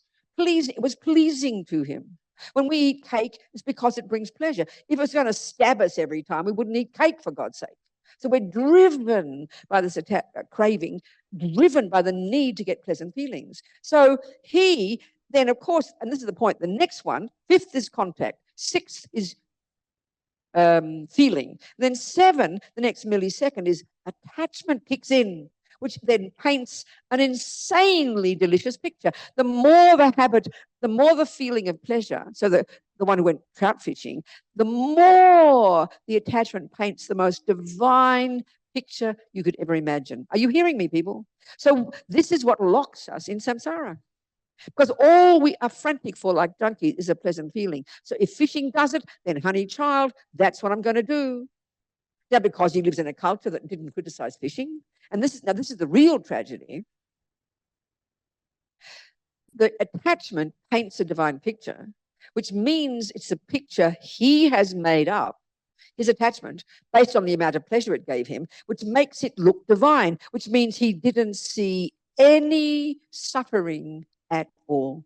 This is why attachment is so sneaky, you know. It's easier to see harm if you're brutal and angry, but you can't see when you've got attachment to killing fish. Just for example, he could see his mother went fishing one time. She never liked fishing, but she went out of respect. Now, because she didn't have attachment to fishing, she could see nakedly when she saw the fish flapping. This is the mental one. Her interpretation was that they're suffering. His interpretation, when he saw flapping fish, he didn't notice. He saw flapping fish, but he didn't see suffering because he saw his own projection of attachment. Are you seeing me? This is how we are completely destroying ourselves in samsara. This is how attachment prevents us. So that, you know, the person who's like addicted to sex, or this BTK, this guy bound, torture, kill, that fellow years ago in some state or other, he killed 35 people. He had a whole dungeon. Did I talk about this one? A dungeon under his house. He was a nice Christian man going to church every day, but he had this intense karma to torture people, bind them, torture them, and then kill them. And he said he had to confess to everyone in a state where they don't have death row. He confessed to everyone, gave all the details. And as he said, I had orgasms. Well, all an orgasm means is he got very pleasant feelings. Sexual feelings and feelings about cake, it's just a question of degree. Don't make it fancy. I mean, the Christians call it a gift from God. It's no gift from anybody. The pleasure is what delicious and throws us. So it's the habit. That's why we have got so have the habit to have such pleasure with sexual contact. Just eons and eons and eons of habit of sticking a thing in a hole. Excuse me. Now we're bored with that. We did put it everywhere else as well. Are we communicating here? So we're caught in this lie, you know, but because we're junkies for pleasant feelings, whatever triggers it based on our past karma, honey, that's what we'll do. That's why we can't have any control. And our worst problem is eating too much cake. Can you imagine being born with the wish to jump on little girls or torture people? How fortunate we are. Because whatever gives us pleasure, we're going to do it. Do you understand, people? Are we communicating? That's so shocking to think that he had a reservoir, he had a bank vault of virtuous seeds. He had a bank vault of virtuous seeds from past virtues in past lives. But the tragedy is, by the habit of killing, that was it. It ended up just using those seeds. It's sort of like you got millions of dollars in the bank and you don't realize you've got this money and you just use it for toilet paper. You piss down the toilet all your past virtue. And that's how we destroy this life. We use it for attachment to cake, attachment to this, attachment to that, and we get some pleasure. We never understand the technology of it, this 12 links explanation. And that's why we have to redeem with attachment and with wisdom and compassion. Every action we do, you know. That's where vows come in. So what happened is basically this. There's this woman, I always tell this story, and I'll tell it again here. She came to my room crying. She'd heard the teachings about karma in the 90s in Courtin. She was really in tears, so sad. She said, you know, where's he been reborn? Because he spent his life fishing, you know. So I said, I don't know, darling, but go and ask Geshe Lama Kontrog. It's an amazing yogi who lived up in the mountains, you know. And then normally these lamas don't tell you what they see, but he's a very direct, very amazing being, you know, and very compassionate, so wise, a holy being, a Vajrayogini practitioner. He lived in Vajrayogini's pure land, Lama Zopa said. This cranky old, kind of wrinkled old guy. You'd never see Vajrayogini. He's this wrinkled old man, you know, living naked for years in 6 foot of snow. No wonder he was wrinkled. Anyway, the thing was, he was living in Copan at the time, and she went to him, and she said, where's my son been reborn? She told him his name, And he kind of, and this is because they've got perfect clairvoyance. You've got to understand this is normal. When you've removed all the delusions from your mind and got emptiness and bodhicitta, you have unbelievable clairvoyance back to countless past lives. Crystal clear to you. So he checked his Google, I'm not joking, and he said, yes, he said, first he was born in the animal realms, and now he's in the hell realms. And she went, oh no, what can I do for him? And he kind of laughed sadly and said, what do you mean for him? For everybody. And I met her years later. She's not a Buddhist. But that was moving for her. Very interesting. Very interesting. So this is the thing. He'd been in the lower realms in the past because he'd done killing.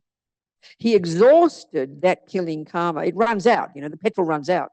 And he finished that particular track of karma. So again, like a miracle, one of his virtuous karmic seed was triggered, and he gets a human mummy. He had a nice body. He had the 4 kinds of karma. A nice human birth from one other non-killing karma somewhere else.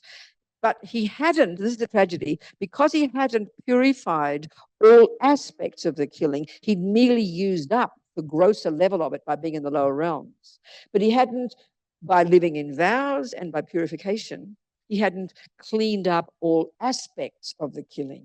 So the residual results of all the karmas, the negative ones, you get the human life again, but he continues to get the residual results of killing. And these are the worst ones. The first one is the worst, which is the tendency to keep killing. And that's what was triggered. As a little boy, he met the fishing again.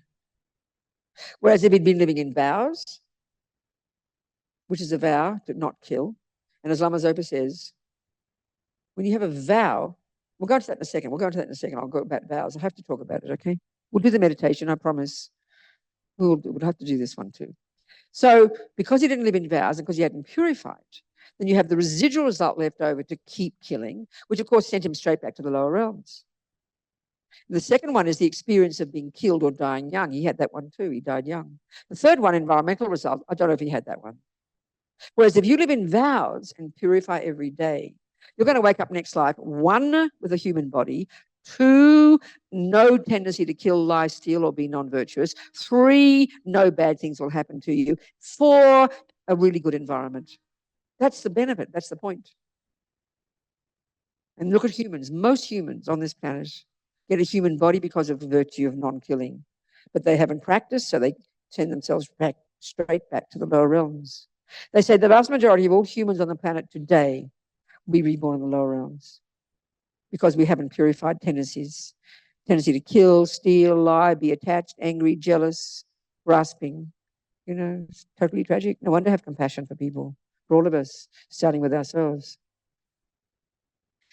Anyway, this is Buddha's analysis, okay? All I can do is give you Buddha's analysis. That's the only one I know. All right? Any questions? Yes.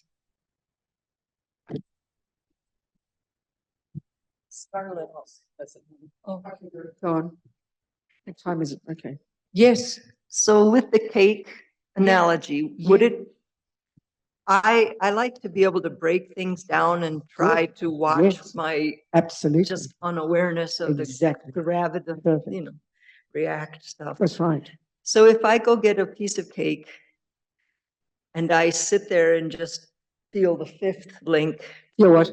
feel the 5th link, the eyes, the saliva, the nose, and really experience it, but with a little bit of detachment, like just being vigilant of what's happening rather than it's just happening. But being So which piece are particularly you're becoming vigilant about? Which piece are you particularly watching? Because the 5th link is contact. You make contact with a cake, but it's driven by attachment, right? So the attachment's there that drives you to get the cake. And then based on how much attachment you have is how divine it looks. Yes. So which piece are you looking at here? You're looking at, at the exaggeration of it. Well, first, you said the senses. You talked about the sensory experiences. First, yeah, I'm looking at the 5th link of contact. I'm looking at the cake. I'm smelling the cake. It's not quite like that. Contact is just the second it's there. And then it triggers these things. It triggers, so it's just there and you make contact and suddenly that's the catalyst for then the pleasant feeling to come. Right. So there's no need to look too much at contact. Don't worry about that. The next one is pleasant feeling. Yes. The next one is attachment. But I haven't tasted the cake yet. What I'm trying to do as a practice is give space between the automatic, just get the cake in my I mouth. understand. So what are you trying to do instead? So what are you doing Be to stop that? vigilant About what? of the whole Yeah, but there's no group. virtue in that. There's Fifth, sixth, no and virtue seventh. in that. There's not much virtue in that. This is the thing I said before. The Mhm. two key things to do are so contact is made, next millisecond is pleasant feelings, and the attachment is also there, anticipating. And then you get the cake, and the attachment is the pleasure is triggered. So there's pleasure first, even, okay, once you taste it, but before even you put it in, the key point, the two main things to do are don't believe in the karmic appearance. That's far better. Don't be vigilant of your tongue, and that's fine. There's no real virtue, just being mindful of what's happening is not very exciting. There's not much virtue in it, but see the picture, delicious, and know that that's your attachment's made it up. And then second, think, I'm going to eat it so I can be healthy and help others. They're the two main things, and then shove it in, don't worry about it. Thank Do you understand? Yes. That's the best one to do. Just being vigilant and watching it slowly is a bit nihilistic. There's no real virtue in that. People talk about being mindful when they eat. I'm sorry, there's not much virtue in that. Animals are mindful as well.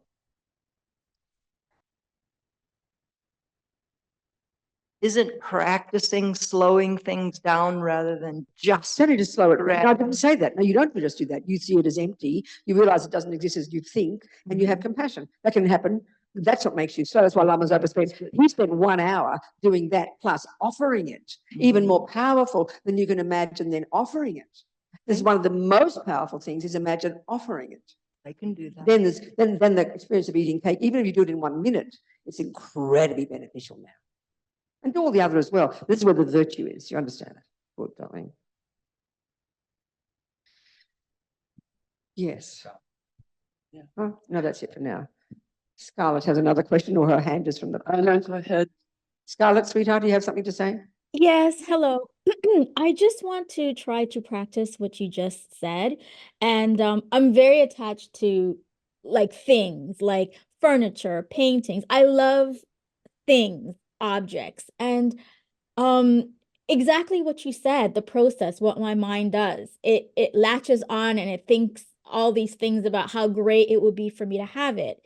So is it bad to do that, to get furniture that's practical, that is going to improve my daily life? Is it a bad thing, or It's is exactly this. It's not a question of bad, Scarlett. Given that we're human beings in a body and have to have houses and furniture, yeah, sure, at least make it nice. It's lovely, but just do what I said with the cake. Don't believe in the karmic appearance, too much attachment and greedy and grasping, and think I'm going to have a beautiful house, and when people come to visit, I can make them happy. Straight away, you change the whole experience and you make it more light. I understand. Thank you. You understand?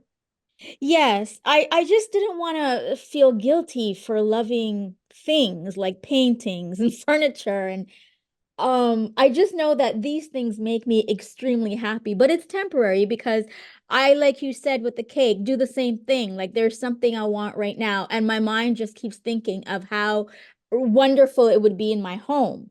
Yes, of But course. You see, all the secret, the key to all this that we're discussing here, Scarlett, is understanding the Buddhist analysis of what attachment is, what liking something is, what drives us to do things. It's quite interesting. So if you haven't studied that much, that's what's behind what I'm saying. So it's learning to understand that, and then you can be wise in your experiences and have a beautiful house, but not be attached to it, but get pleasure from it as well. So it's being very skillful, learning to understand your mind and knowing what attachment means and all these things. Do you understand?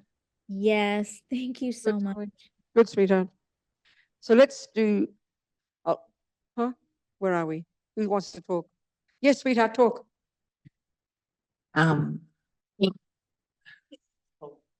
Cynthia, a person when they or too far. I know that's good. That's good. Yeah. When a person commits suicide, it's a tendency to kill. What, sweetheart? When what? When a person committed suicide, it's a tendency to kill as well. When somebody kill themselves, So what's the question? it's the same thing, a tendency to kill. I mean, generally speaking, yes, Cynthia, the Buddhist view of karma is every tiny thing we think and do and say leaves an imprint in the mind. It's sort of obvious. That's, of course. So, you know, some people have a very strong tendency to want to kill themselves for no seeming reason. It's just the tendency seems to pop up, you know. It's because those thoughts have been there before, isn't it? Yes, exactly, exactly. So let's do some Lama. I'll read Lama. And he's not just saying, now sit there and watch your mind. He's not doing that. He's telling us some things so we can use it as a guideline for how to think we do the practice. Because the real point is, we're talking about it here. Lama's talking about it in the book. But the bottom line is you've got to go home and do it, you know. And I think even just reading Panchen Lama's text, it's so clear what he says. Very delicious what he says, you know. So you do your best. So Lama's giving the background, and I'm giving the background by I'm giving my background to Lama's background. Do you understand? I presume you do. Where's the chapter?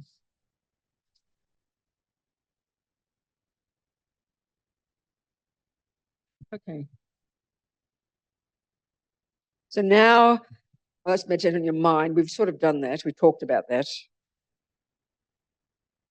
Now, let me just say again briefly what Lama says about the first mode of meditation, which is to focus on your mind.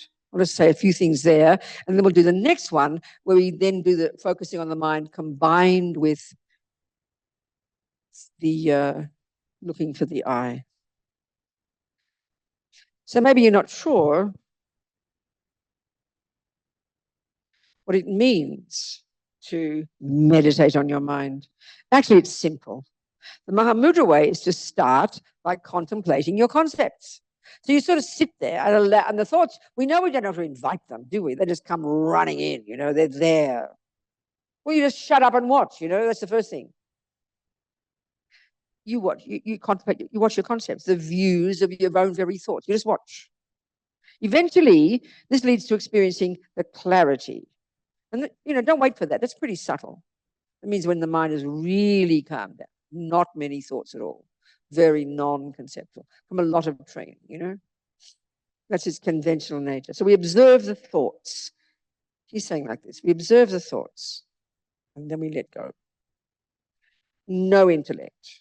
Don't analyze our thoughts. You leaving the mind as it is, like this, is the special emphasis of this meditation. You know, in our gradual path meditations, we analyze. You're utilizing thinking, like I'm saying, in a very focused way. But here, no. The thoughts are there. You can't stop them. But the crucial thing is just not engage in them. Now, this is a very common meditation. People hear about this. Just watch your thoughts, you know. This is the particular first part of Mahamudra. You know, Mahamudra meditation emphasizes not analyzing. And this is pretty hard because what we're doing normally I think our thoughts are raging on, and it's sort of the feeling of being so close to them, we're in the middle of them, and we believe everything they say, especially when they're negative. We believe them. We're locked into these dramas. So it's like we've got to step back, you know, step back and let the thoughts be. Mind your own business. No commenting. This is pretty intense. Our automatic response is to interpret, you know.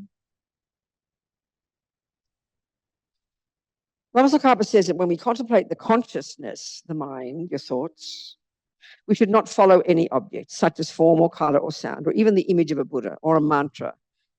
He's just saying that. We refer to this approach as non-conceptual, non-superstitious, you know. In Tibetan, we might say mitogpa, hyongwa, maintaining a non-conceptual state of mind. So I think this is very sensible, very logical. Of course, our habit to follow the five sense objects is very strong. So to think about the things out there, you know. So we need to learn to develop the skill in meditation to stay on the mind itself. So as I said, Lama Tsongkhapa says, using our mind as the object of concentration in Mahamudra meditation is a very sensitive and direct method. It easily eliminates all the superstitions and confusion. This is the point, and therefore easily leads to the realization of the universal reality of non-duality, emptiness. So the first step is to just watch the thoughts. So the point is this, you know, if you just watch the thoughts, If you buy into the thoughts, which is what we're doing all day, we're having a conversation with them all, it's sort of like adding oil to the fire. They keep going. They never stop. This practice is to allow the thoughts to be. Just allow them. It's a big practice just to watch. Allow them to be. So Lama says, okay, so here he talks correctly about the two main obstacles in meditation. This is taught very traditionally as in ordinary teachings of concentrating on your breath or anything, concentration meditation itself. The two main obstacles that prevent us from getting any concentration whatsoever are the tendency, and just using ordinary words that we know, of the mind to be berserk or the mind to be dull. They refer to this as like excitement and sluggishness, sometimes dullness or sluggish, the mind. So when you're doing single point of concentration, using the classic presentation of the 9 stages of cultivation, the cultivation of these 9 stages is all in terms of the more skill at the mind not being excited and not being dull, So it means constant awareness. Really itself is a very incredible technique to be observing all the time. And there's many parts of the mind all working together in this technique. Lama doesn't discuss it here, but this is how it's taught. So first of all, you've got many parts of the mind. You've got attention. First of all, there's intention, not motivation, but I will. That's the first step.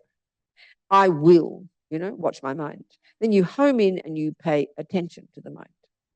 And then you've got other parts of the mind that all have to help.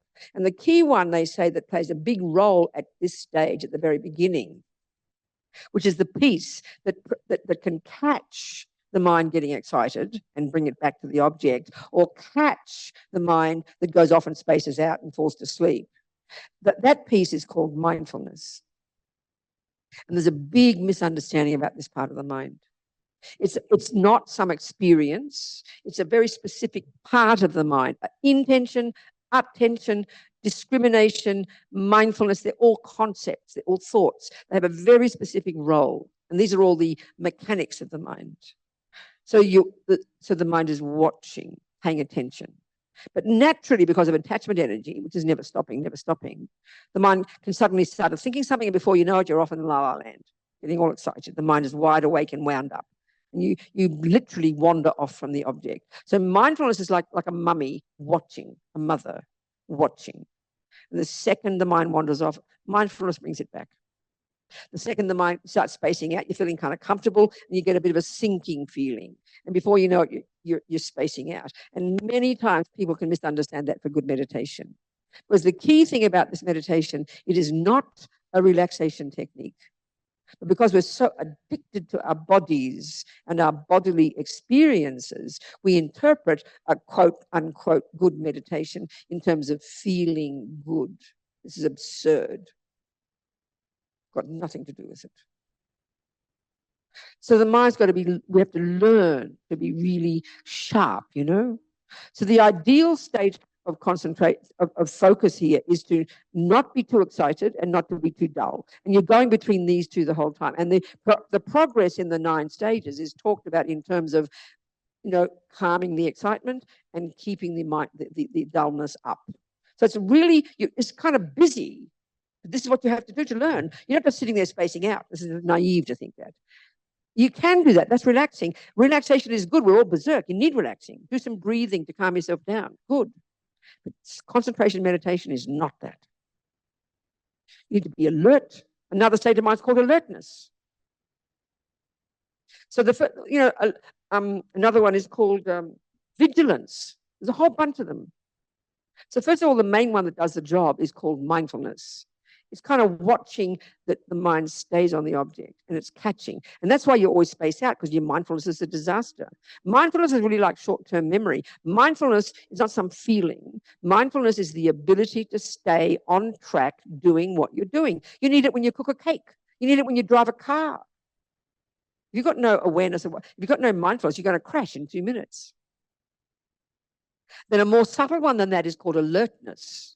And His Holiness says that's even watching mindfulness. These are all parts of your mind that you're training to function properly. We don't train any of these parts. We just sink into who we think we are, So alertness, His Holiness says, is like a policeman. And in the stages of meditation, once you've begun to develop some really good mindfulness, now you've got to work on developing really good alertness, or vigilance, they call it. So there's different pieces of the mind all doing their job at different stages. It's really quite sophisticated. I'm not discussing the brain. These are all the mechanics. These aren't the virtues or the non-virtues. The virtue that is there is your motivation, the wish to do it, to help yourself, blah, blah, blah, you know. So it's very intense training, because the habit of the mind is to rush off and follow every thought. Or you sit quietly, and because we're so addicted to as soon as we close our senses down, of course, you just go straight to sleep. That's the habit. And that can be a very strong impulse for some people. Close your eyes, you go to sleep, you know. Or you close your eyes and your mind goes berserk. So you've got to be really proactively involved in keeping the mind. Don't just think you're sitting there spacing out. That's naive, you know. Do you understand? You have to learn how to do it from proper sources. Anybody who says they learn how to meditate. Of course, Buddha doesn't own the word meditate. He's just got his own tradition, that's all, his own system. So don't confuse other people's meditation for his. You can decide which one you want. You're the boss, not Buddha. So now let's practice. Just watch your thoughts. So we'll do this, okay? Just sit down where you're sitting already. Get yourself comfy. We'll go through the eight little components of a proper posture. Okay, it's good for us to know this. This is coming from all the great yogis and yoginis who found that there's something the body needs to be in a very conducive position, you know. So the first one, ideally, is to be in full lotus position. His Holiness the Dalai Lama says that for the highest practices, completion stage practices in Tantra, the body, in order to meditate for a long, long time, like the great yogis, they need to be in full lotus position. There's something about the subtle energies being nicely aligned. And the practical issue is you stay upright.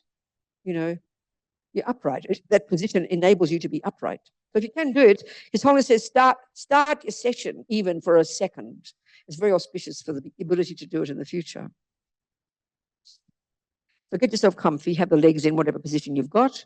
If you're like me, sitting in a chair, don't slump into the chair. Hold yourself upright. Your feet firmly on the ground. And the next one is, so if you can have full lotus, half lotus, ordinary cross-legged, whatever works, you know. Find the way it suits you, the cushion. But ideally, the coccyx should be slightly rising up at the back. It keeps you kind of upright, you know, not feeling like toppling backwards. The hands, the classic position we learned is like this.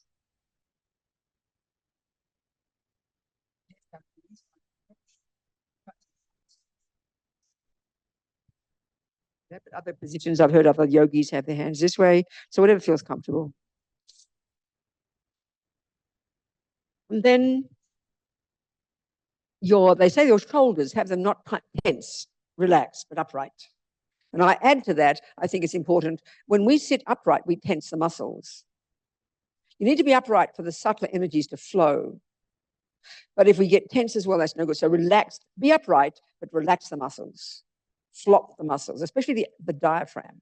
We squeeze our body, our stomach, I think. Relax the muscles there, but keep upright.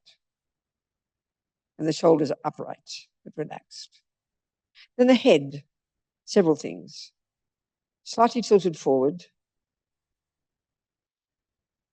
Lips slightly apart. And they've all found that having the tip of the tongue behind the top teeth near the palate prevents you from dribbling if you're meditating a long time. Apparently. Tip of the tongue behind the top teeth, near the palate. Breathing through your nose, if you can. And then your eyes should be looking down. Now, all the yogis and yoginis have found, the ones who meditate day and night, when you're meditating in the day, it's good to have the light coming in because it keeps your mind be sharp. But because we get so distracted by the sensory objects, it wouldn't be probably helpful for us. So have your eyes lightly closed, but looking down, as if you're looking along your nose towards the ground. So now settle into this position, but forget about it, because your body doesn't meditate. Don't try. It's good if you feel nice. I'm happy for you, but that's not a sign of good meditation. It just makes it convenient, that's all. So now we work on the mind. So now just let's have an intention. I'm going to watch my mind, as Lama says. And we think our motivation is so we can develop our marvelous wisdom, so we can become beneficial to others, and make a positive motivation for it.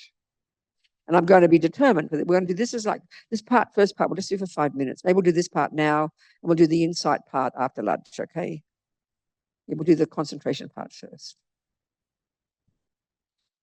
I'll just read some of Lama's words when I say something, just to say some things, to remind you. So now we find the object of concentration.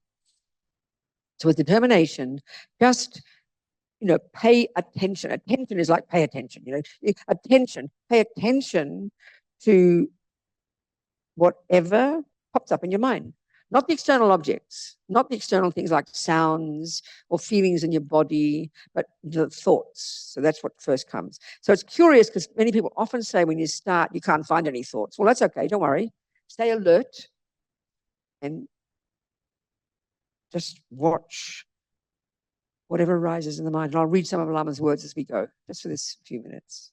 Just watch the thoughts.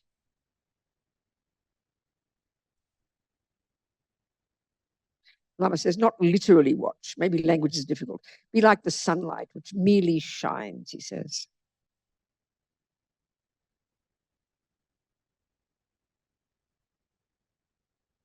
And just be aware of your mindfulness, like watching out of the corner of your eye. And the second you wander, it brings you back to the object. Just have that there in your mind. Stay alert and sharp, not spaced out.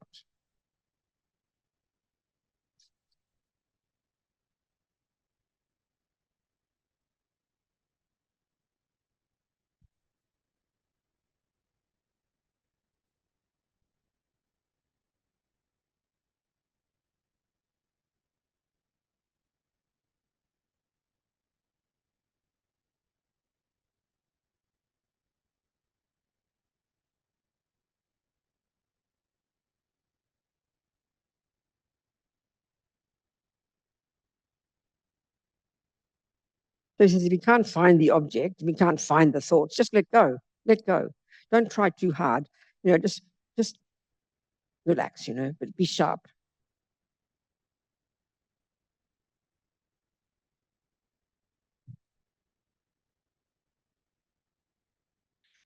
Lama says, if you see negative thoughts, don't be worried. We think we should be cleaning our mind. Don't have any distinction. Maybe you're angry right now. It's okay. Let it be. It's clear as well. Don't judge your thoughts. Whatever they are, just let them be there. But no analysis, no labeling.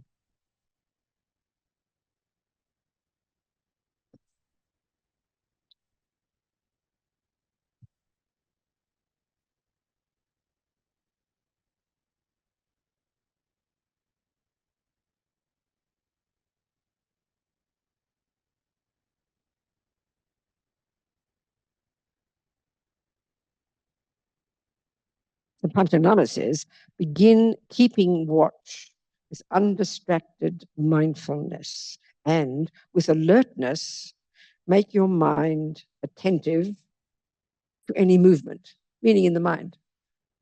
Just take those words. Begin keeping watch with undistracted mindfulness, and with alertness, make your mind attentive to any movement.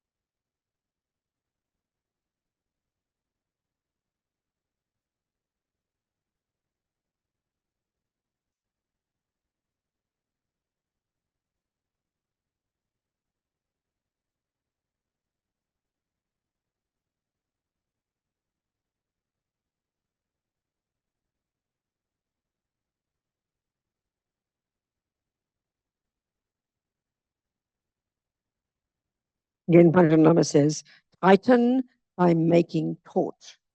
In other words, don't have your mind spaced out, and look nakedly at the nature of that which is clear and knowing. That's your mind. And recognize any conceptual thoughts that arise.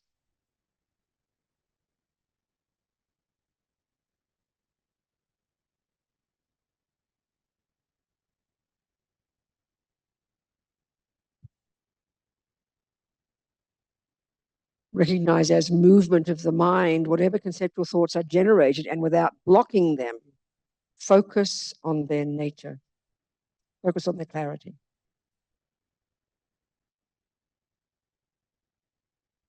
Lama says.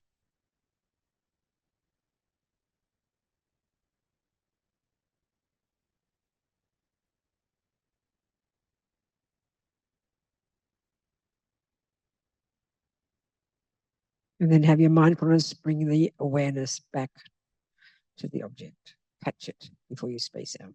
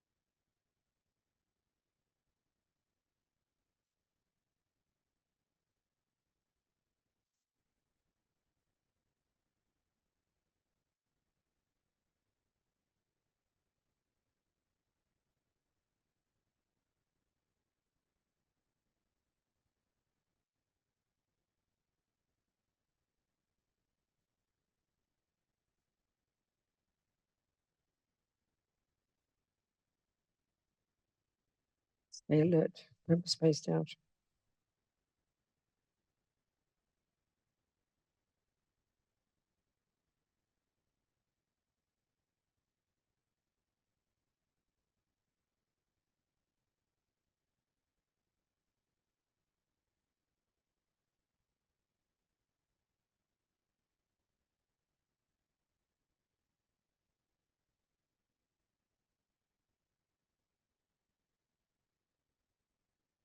Okay, about 5 or 6 minutes. Better to have 5 or 6 minutes quality than 10 minutes spacing out. Relax now. So like anything, you just have to practice, learn it, but you got to know what you're doing. That's the thing. And it seems simple, but it's quite tricky to know that you're doing the right thing, doing it properly. You know? That's why it's good to get good sources. Because it's concentration meditation. It's the same as watching your breath. The difference is the object is the mind. That's all. It's more subtle. It's more subtle, you know. But the actual technical approach of these 9 stages is the same no matter what the object is. To learn that, and to the different parts of the mind, the role they play, then to be able to find the object. That's where they're different. Could be visualization, could be the breath, or could be the mind. But the technique itself is the same. The more you learn that, the better it is. So we'll bring in the insight part after lunch. Okay. So we now think of our lunch differently, which is the answer to the question, what to do with lunch, what to do with all this.